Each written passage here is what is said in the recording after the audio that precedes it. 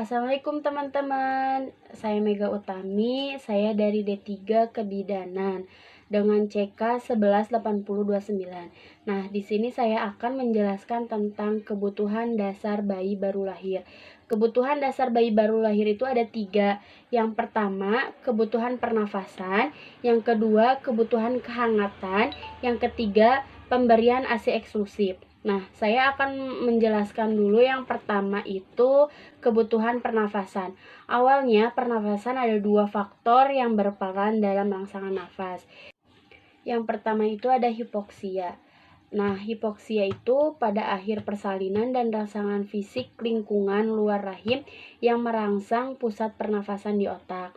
Nah, selanjutnya ada tekanan terhadap rongga dada yang terjadi karena kompresi paru-paru selama persalinan yang merangsang masuknya udara ke dalam paru-paru secara mekanis.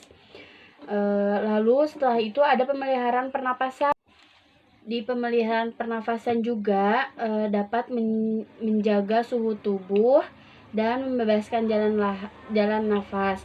Lalu rangsangan taktil itu punggung belakangnya digosokkan. Dan yang terakhir ada pemberian oksigen. Pernafasan bayi baru lahir normal itu waktunya 30 detik setelah persalinan, di mana tekanan rongga dada bayi pada jalan lahir mengakibatkan cairan paru-paru itu kehilangan 1/3 dari jumlah cairan tersebut, sehingga cairan tersebut digantikan oleh udara, maka paru-parunya akan terjadi pengembangan. Lalu ada yang kedua itu kebutuhan kehangatan.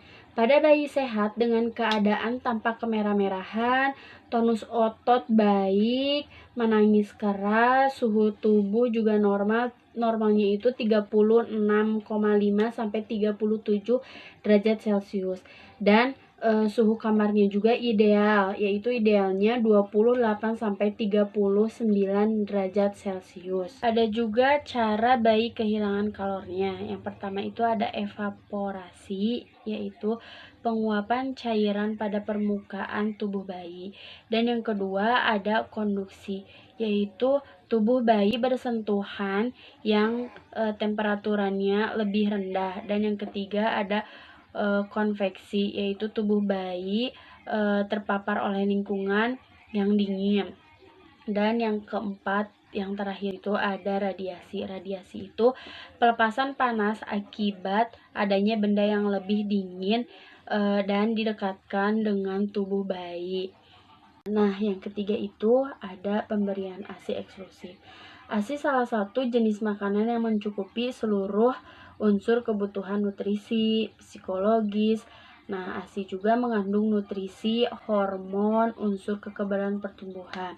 Nah, ASI eksklusif itu pemberian ASI-nya itu selama 6 bulan sampai 2 tahun.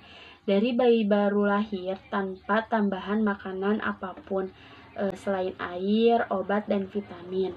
Nah, ASI ini juga dikelompokkan menjadi 3 tahap. Yang pertama itu ada ASI stadium 1. Nah, stadium 1 itu kolostrum hari ke-1 sampai ke-4. Kalau ASI stadium 2 yaitu peralihan hari ke-4 sampai hari ke-10. ASI stadium ketiga yaitu matur hari ke-10 dan selanjutnya. Nah, ada cara pemberian ASI yang benar. Yang pertama, ibu cuci tangan dengan benar, perah sedikit, kemudian olesi di sekitar puting dan aora payudara ibu, dan duduk dengan santai agar ASInya itu keluarnya dengan lancar dan banyak. Lalu setelah itu sentuh bibir bayi supaya bayi itu mau membuka mulutnya dengan lebar. Nah, dekatkan bayi sehingga dagu dan bibir bawah bayi itu menempel pada payudara ibu.